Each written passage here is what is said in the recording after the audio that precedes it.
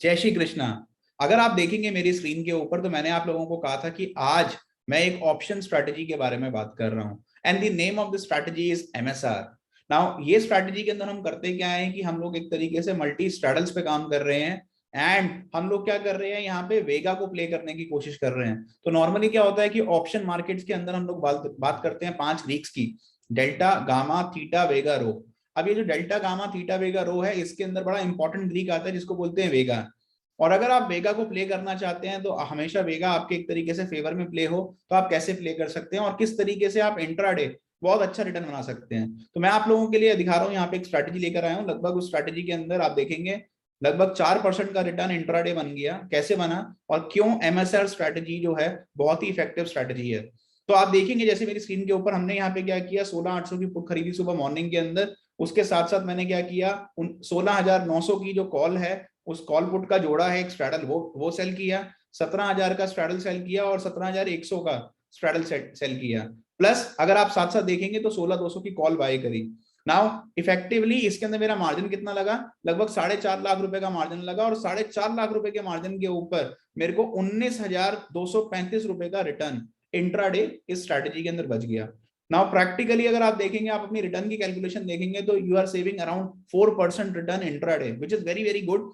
अगर आप एक ऑप्शन प्लेयर हैं, ऑप्शन स्ट्रेटेजिस्ट हैं, तो आप अपना कम रिस्क करके इस तरीके के प्ले में कर सकते हैं। वन मोर थिंग, आप एमएसआर के अंदर क्या कर सकते हैं, MSR with the hedge legs also आप बना सकते हैं, जिससे कि क्या होगा कि आप अपने रिटर्न्स को और मैग्नीफाई कर सकते हैं। तो मैं आपको उसका भी एक एग्जांपल दिखाता हूं लाइव, जिससे कि आपको क्लैरिटी आएगी। ये देखिए यहाँ पे मैंने क्या किया, सिमिलर स्ट्रैटेजी बनाई जो कि मैंने एक तरीके से एमएसआर स्ट्रैटेजी के अंदर डाला और उसको क्या किया, उसको वीकली ऑप्शंस के साथ हेज करा। अगर आप देखेंगे यहाँ पे क्या होता है कि मेरा रिटर्न 19,000 से बढ़ के 37,000 रुपीज चला जाता है।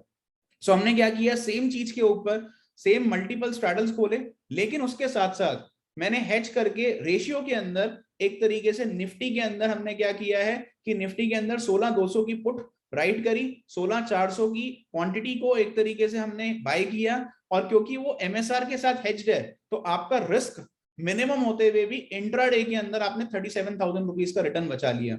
And that is why it is very important to know कि ऑप्शन स्ट्रैटेजीज आपको सही तरीके से कैसे अप्लाई करनी है।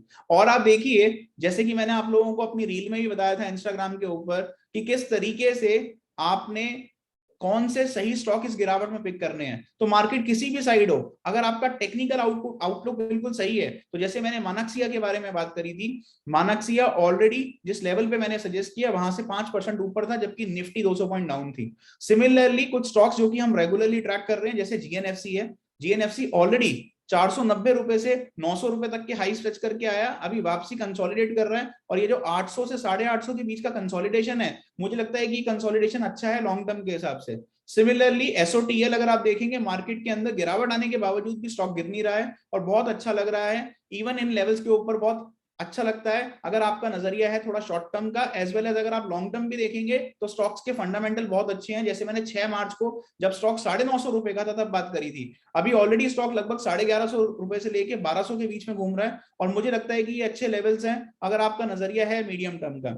सिमिलरली अगर मैं बात करूं एचएएल की, ये स्टॉक मैंने 1235 रुपए के साथ ऊपर आपके साथ शेयर किया था। स्टॉक ने अभी रिसेंटली 1700 1750 गया, वापसी आज हमें दिखा कि थोड़ा सा करेक्ट होता हुआ दिखा है और मुझे लगता है कि ये जो करेक्शन आ रही है ये करेक्शन अगेन अच्छी है।